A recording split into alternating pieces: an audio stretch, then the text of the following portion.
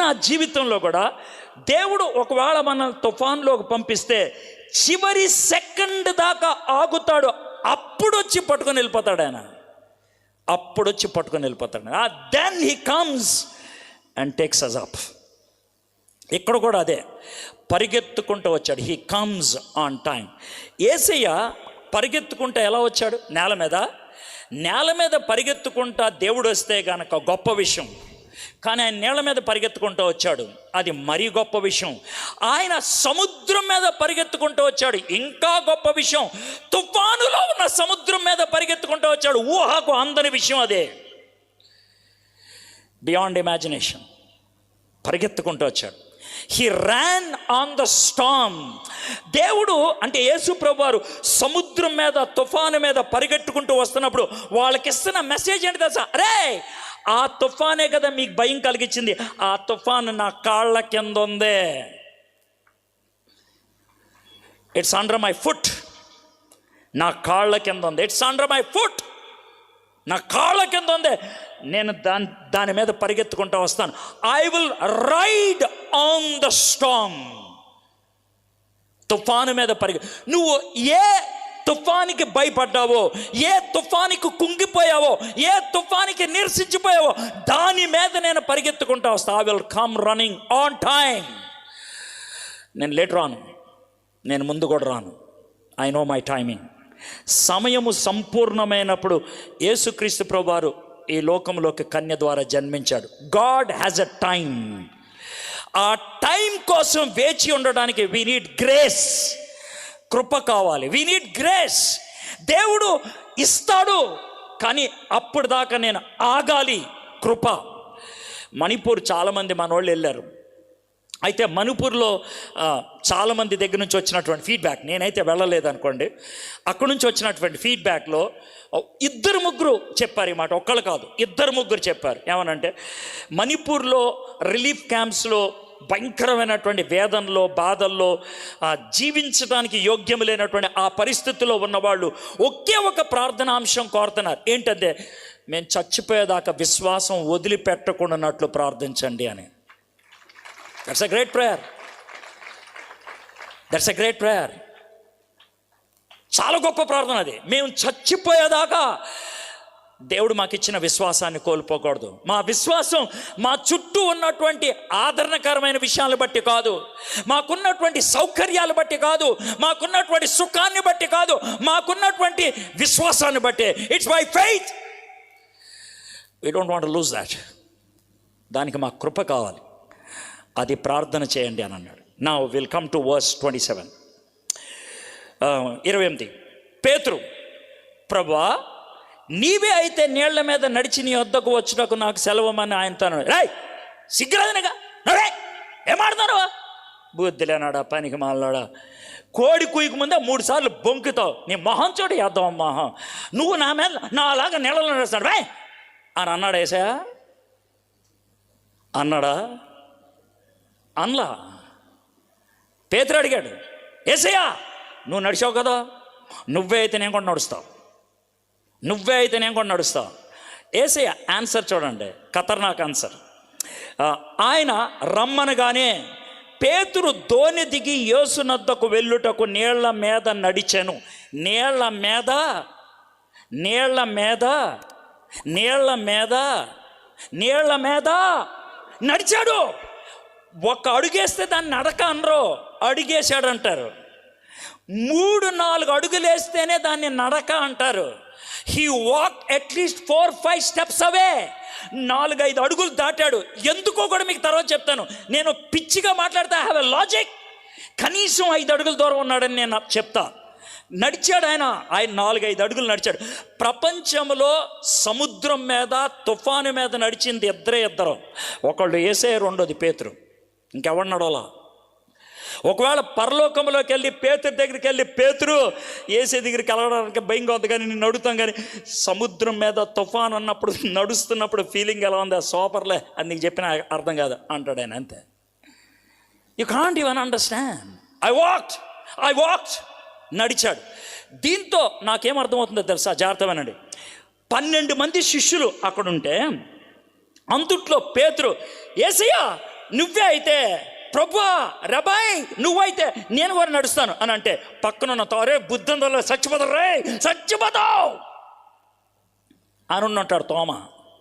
ఇంకో పక్కన అన్న యోహాను, అన్న ఎందుకన్నా అంత సాహసం అవసరమా, వద్దులే అని ఉన్నట్టాడు యోహాను. విశ్వాసములో మెట్టు పైకి వెళ్తానికి ప్రయత్నం చేస్తే పీకేవాడు లాగేవాడు 10 మంది ఉంటారు, గుర్తుపెట్టుకో. నిన్ను ఎవడో ప్రోత్సహించడం అంత అవసరమా? అంత అవసరమా? నువ్వు ఉండాల్సిన జీవితం జీవిస్తే సరిపోదా? ఎందుకు ట్రయల్స్, ఎందుకు పైకి వెళ్ళటం, ఎందుకు సాహసించడం, ఎందుకు ప్రయత్నం? Why? But Peter wanted to have a bold step. సాహసించాడు. సాహసం, విశ్వాసములో దేవుడు సాహసించాలని ఆశపడుతున్నాడు. Expect great things from God, attempt great things for God. William Carey అన్నాడు, గొప్ప కార్యాలు తలపెట్టు, గొప్ప కార్యాలు దేవుడి దగ్గర నుంచి ఆశించు.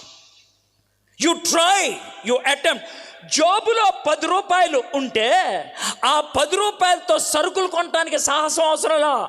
ఆ 10 రూపాయలు జోబులో పెట్టుకొని 100 రూపాయల వస్తువు కోసం ఆలోచిస్తావే, అది సాహసం, అది సాహసం, అది సాహసం. ఓఎం ఆపరేషన్ మొబిలైజేషన్ స్థాపించినటువంటి ఆ వ్యవస్థాపకుడు, అద్భుతమైనటువంటి వ్యక్తి, ఆయన జోబులో $500 పెట్టుకొని, $500 పెట్టుకొని ఒక పడవ కొనటానికి వెళ్ళాడు. షిప్, కొన్ని కోట్ల రూపాయలు ఖరీదు చేసే షిప్. ఎక్కడికి వెళ్తున్నావు? పడవ కొనటానికి. అదేమన్నా ఎగ్జిబిషన్లో పడవ అనుకున్నా? కాదు, నిజమైన పడవ. జోబులో ఎంత ఉన్నాయి? $500 ఉన్నాయి. రిస్క్ తీసుకోవడానికి ఇష్టపడ్డాడు ఆయన, రిస్క్ తీసుకోవడానికి. He was willing to do that. My friends, సాహసం దేవుడు ఇష్టపడతాడు. పాయింట్ నెంబర్ 1 22లో పంపించింది ఆయనే. పాయింట్ నెంబర్ 2 ప్రార్థించింది ఆయనే. పాయింట్ నెంబర్ 3 పరిగెత్తుకుంటూ వచ్చింది ఆయనే. పాయింట్ నెంబర్ 4 ప్రోత్సహించేది ఆయనే. విశ్వాసములో ఎదగటానికి ప్రోత్సహిస్తాడు. He wants us to build our life on faith, step by step by step. ఒక అడుగు తర్వాత ఇంకొక అడుగు, ఒక అడుగు తర్వాత. నాకు తెలిసి నేను 2006 ఆ ప్రాంతం నుంచి వస్తున్నాను. మొట్టమొదటిసారిగా ఈ మీటింగ్స్ పెట్టినప్పుడు ఒక కళ్యాణ మండపంలో పెట్టారు. నా ఉద్దేశ ప్రకారం 150 మంది వచ్చి ఉంటారేమో. మొట్టమొదటిసారి ఈ మీటింగ్స్ మొట్టమొదటిసారి పెట్టినప్పుడు 150 మంది వస్తే 150 అనుకున్నాం. దట్ వాజ్ అవర్ ఇమాజినేషన్ అప్పట్లో. కానీ డౌన్ ద లైన్ ఈ 15 సంవత్సరాల్లో దేవుడు 1000 మందిని తీసుకొచ్చాడు. Is it not growing in faith step by step? మెట్టు తర్వాత మెట్టు, దేవా 1,000,000 మందిని తీసా అని ఎవడు అడగడు. ప్రభా నెక్స్ట్ స్టెప్కి తీసుకెళ్ళి 150, 300, 600, 1000, 1500, 2000, increase step by step. That is always good. ఎప్పుడు మంచిది అది. దేవుడు విశ్వాసములో ఎదగటానికి ప్రోత్సహిస్తాడు. 4వ పాయింట్. సరే, గాలిని చూచి 30వ వచనం, భయపడి మునిగిపోసాగి ప్రభువా నన్ను రక్షించమని కేకలు లేదు. It's far away, at least 4-5 steps. That's my logic. అది నా ఊహ. అంత దూరం నడిచి వచ్చాడని. God allowed him to walk. My friends, ఇలాంటి కాన్ఫరెన్స్ అయిన తర్వాత, జాగ్రత్తగా వినండి, ఇలాంటి కాన్ఫరెన్స్ అయిన తర్వాత, కాన్ఫరెన్స్ నుంచి మీరు ఇంటికి వెళ్ళిన తర్వాత 1వ వారం, 2వ వారం, 3వ వారం, 4వ వారంకి వెళ్ళి 5వ వారంలో మునిగిపోవడం మొదలు పెడతారు మీరు కొంతమంది. You start sinking. వెనక్కి తిరిగి వచ్చే పడవను కూడా పట్టుకోలేరు, ముందుకు ఎట్టెళ్ళాలో కూడా తెలీదు. Many of us go through that. మనలో చాలామంది ఆ సైకిల్ గుండా వెళ్తూ ఉంటారు. ఆ సైకిల్ ఏంటి? ఆ సైకిల్ అంటే కాన్ఫరెన్స్కి వస్తాం, ఉత్తేజం పొందుతాం, ఉజ్జీవం పొందుతాం, రివైవ్ అవుతాం, 2 అడుగులు వేస్తాం, పడిపోతాం. ఎందుకు పడిపోయాడు పేతురు? Why he started sinking? చాలా క్లియర్గా చెప్పాడు. గాలిని చూచి భయపడి మునిగిపోసాగి. యేసయ్యను చూసినంతసేపు నడవగలిగాడు. యేసయ్య వైపు నుంచి కనుదృష్టి తీసేసి లోకం వైపు, సముద్రం వైపు చూశాడు. అప్పుడు మునిగిపోవటం మొదలుపెట్టాడు. When you stop looking at Jesus, you start sinking. Yesayya వైపు చూడటం మానేసిన మరుక్షణం మునిగిపోవటం మొదలు పెడుతున్నాను. యేసయ్య వైపు చూడకపోవటమే మునిగిపోవటం. యేసయ్య వైపు చూడకపోవటమే మునిగిపోవటం. మై ఫ్రెండ్స్, మీకు బతిమలాడి చెప్తున్నాను. ఈ కథ మీకు ఎందుకు చెప్తున్నాను తెలుసా? దేవుడు ఈ కథను మనకు బైబిల్లో ఎందుకు పెట్టాడు తెలుసా? పేతురంత తోడు సముద్రం మీద 5 అడుగులేసి నా వైపు చూడటం మానేశాడు, మునిగిపోయాడు. నువ్వు కూడా నా వైపు చూడకపోతే మునిగిపోతావు. ప్రపంచమే ఒక పెను తుఫాను. ఆ పెను తుఫాను మీద నడవడానికి నిన్ను పిలిచాను. ప్రపంచము భయంకరమైన భ్రష్టత్వంలో ఉంది. ప్రపంచం భయంకరమైన వ్యభిచారంతో ఉంది. భయంకరమైనటువంటి మోసపూరితమైన జీవితం. ఏది నమ్మాలో అర్థం కాని పరిస్థితి. అలాంటి ప్రపంచం మీద మనం నడవాలి by faith, looking at Jesus. Yesu వైపు చూస్తూ. But if you don't look, ప్రపంచం వైపు చూడటానికి ప్రయత్నం చేస్తే, చరిత్ర చూడటానికి ప్రయత్నం చేస్తే, లాజిక్ చూడటానికి ప్రయత్నం చేస్తే, సహాయం కోసం ఇతరుల వైపు చూడటానికి ప్రయత్నం చేస్తే, యూ విల్ స్టార్ట్ సింకింగ్. మునిగిపోవడం మొదలు పెడతావు. అయితే అరిశాడు గట్టిగా. వెంటనే యేసయ్య చెయ్యి చాపి అతన్ని పట్టుకొని, అల్పవిశ్వాసి, ఎందుకు సందేహపడితవని అతనితో చెప్పాను. నాకు ఇంకో డౌట్ కూడా ఉంది. 5 అడుగులు వేశాడు కదా పేతురు. యేసు ప్రభు 2 అడుగుల దూరంలో ఉన్నాడా? ఓన్లీ 2 ఫీటా? 2 అడుగుల దూరంలో అంటే గబుక్కుని యేసయ్యని పట్టుకునేవాడు కదా. మరి యేసయ్య ఎంత దూరంలో? ఎస్, యేసయ్య కూడా 10 అడుగుల దూరంలో ఉన్నాడు. 10 అడుగుల దూరంలో ఉంటే చెయ్యి ఇలా అలా అందించాడు. అదే super man, spider man. Cartoon network చూస్తే అర్థమవుతుంది. అదొక్కటే చెప్పగలదు మనకి. నువ్వేదో ఎదవ బుర్ర ఉపయోగించేసి, అర్థమైందా? 3 అడుగులు నడవడానికి 32 సెకండ్లు పడుతుంది. ఈ క్యాలిక్యులేషన్లు వేసే దగ్గర పనిచేయవు. కార్టూన్ నెట్వర్క్ ఒకటే పనిచేస్తుంది. అదైతే టక్కమని వచ్చి పట్టుకుంటాడు. జీసస్ క్రైస్ట్ వెంటనే చెయ్యి అందించి పైకి లేపి అప్పుడు తిట్టాడు. ఆయన మునిగిపోతున్నాడు. అల్పవిశ్వాసి, ఎందుకు అలా చేశావు అని ఏమో అనలేదు ఆయన. ముందు లేపాడు ఆయన, ఆ తర్వాత తిట్టాడు ఆయన. లేపేది ఆయనే, తిట్టేది ఆయనే. లేపిన తర్వాత తిట్టించుకోకపోతే ఏం చేస్తావు మరి? తిట్టు ప్రభా, లేపావుగా, తిట్టు. ఇది 5వ పాయింట్. మొదటిది పంపించాడు, 2వది ప్రార్థించాడు, 3వది పరిగెత్తుకుంటూ వచ్చాడు, 4వది ప్రోత్సహించాడు, 5వది పైకి లేవనెత్తాడు. When you are falling he will pick you up. Exactly when you scream, అరిచినప్పుడు. వారు ఆ తర్వాత వెంటనే యేసయ్య చేపి అతను పట్టుకొని, అల్పవిశ్వాసి, ఎందుకు సందేహపడుతావని అతనితో చెప్పాను. వారు ధోని ఎక్కినప్పుడు గాలి అణిగాను. అంతటా ధోనిలో ఉన్నవారు వచ్చి, నీవు నిజముగా దేవుని కుమారుడు అని చెప్పి ఆయనకు మ్రొక్కిరి. అప్పుడు ఆరాధించారు. మై ఫ్రెండ్స్, ఒక క్వశ్చన్కి మీకు ఆన్సర్ ఇచ్చాను ఇప్పటికీ. ఎందుకు మన జీవితంలో తుఫాన్ వచ్చింది? ఎవరు దీనికి కారణం? ఆన్సర్ ఇచ్చేసాను. ఇంకో 2వ ప్రశ్నకి టక్కున జవాబు చెప్పేసి ముగిస్తాను. మనం ప్రార్థన ఎందుకు చేయాలి?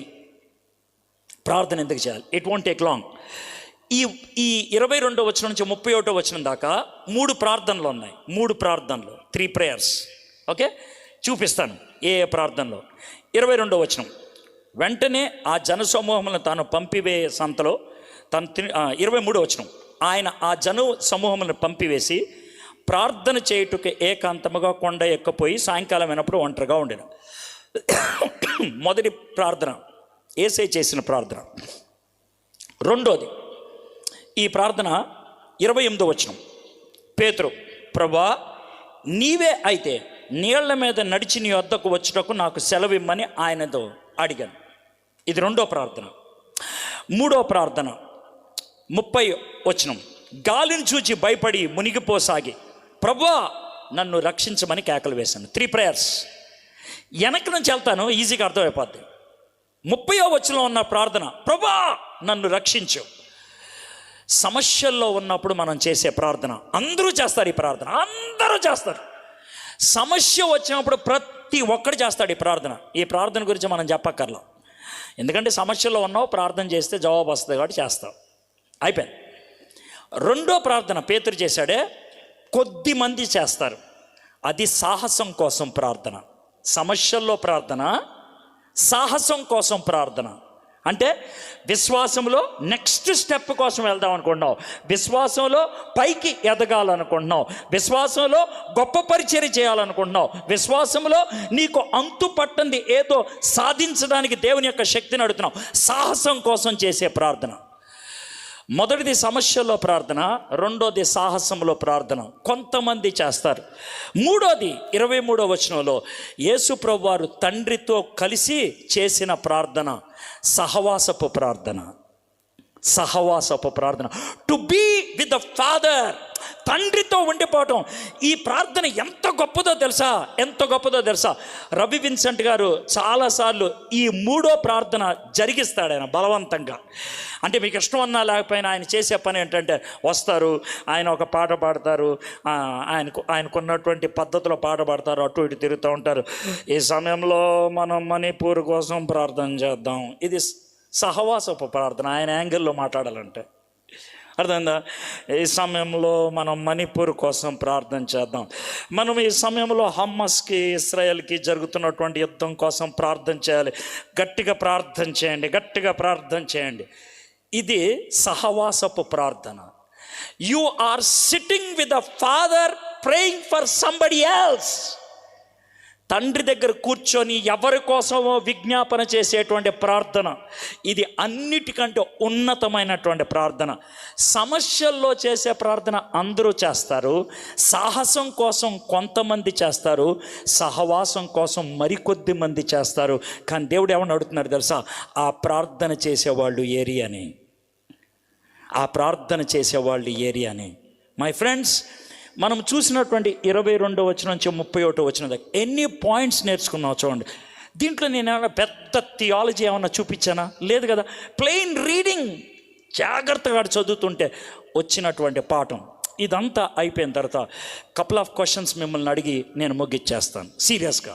ఇంట్రాస్పెక్షన్ అంటే మీ యొక్క జీవితాన్ని పరీక్ష చేసుకోవడానికి. నెంబర్ 1, యథార్థంగా మిమ్మల్ని మీరు అడగాల్సిన ప్రశ్న, ఈ సమయంలో నా జీవితంలో తుఫాను ఉన్నదా? ఏ తుఫానైనా, ఆర్థికంకరంగా, ఆరోగ్యపరంగా, సంబంధపరంగా, సాంఘిక పరంగా, విద్యాపరంగా నా జీవితంలో ఏదైనా తుఫాను ఉన్నదా? ఈ తుఫాన్లోకి నేను ఎందుకు వచ్చాను? నేనేమన్నా తప్పు చేశానా? దేవుడు ఇది పనిష్మెంట్ కోసం ఇచ్చాడా?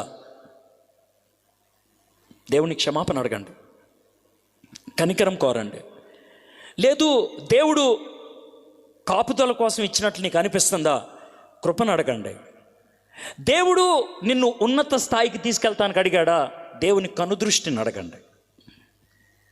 This is first prayer. రెండోది, మనం ఎలాంటి ప్రార్థనలు చేసి ఆగిపోతున్నాం? సంరక్షణ కోసమా? సాహసం కోసమా? దేవునితో సహవాసమా? మీరు ఇంతమంది చాలా దూరం నుంచి వచ్చారు, మీరు చాలా విశ్వాసంలో ఎదిగిన వాళ్ళని అర్థమవుతుంది. చాలా ఖర్చు పెట్టుకున్నారు, చాలా వెచ్చించారు. రేపు నుంచి మీకు హాలిడేస్ లేవు, కొంతమంది మీరు సెలవులు పెట్టేసుకొని ఇక్కడ ఉన్నారు. ప్రైజ్ గాడ్, దాంట్లో ఎటువంటి అనుమానం లేదు. But are you able to rise to the 3rd level of praying with the father? తండ్రితో కలిసి ప్రార్థన చేసే ఆ స్థాయికి మనం ఎదిగామా? తలంచండి, కళ్ళు మూసుకోండి, తలంచండి, కళ్ళు మూసుకోండి. మొదటి ప్రశ్న మిమ్మల్ని మీరు అడగండి, why are you in the storm? ఎందుకు నువ్వు సమస్యల్లో ఉన్నావు? ఎందుకని తుఫాన్లో ఇరుక్కుపోయావు? ఎందుకని తుఫాను నీ మీదకి వచ్చింది? దేవుడు నీకు బుద్ధి చెప్పడానికా? ఇప్పటికైనా బుద్ధి తెచ్చుకుంటావా? ప్రభా, నాకు ఇప్పుడు బుద్ధి వచ్చింది, ఈ తుఫానికి కారణం నేను చేసిన తప్పే, నన్ను క్షమించు ప్రభా, నన్ను క్షమించు, నన్ను క్షమించు, నేను చేసిన తప్పు, అందుకే ఈ తుఫాన్ వచ్చింది, ప్రభా నన్ను క్షమించు. కనికరం కోరటానికి ఇష్టపడే వాళ్ళు ఉన్నారా ఈరోజు? ప్రభా నన్ను క్షమించు, నేనున్నాను తుఫాన్లో,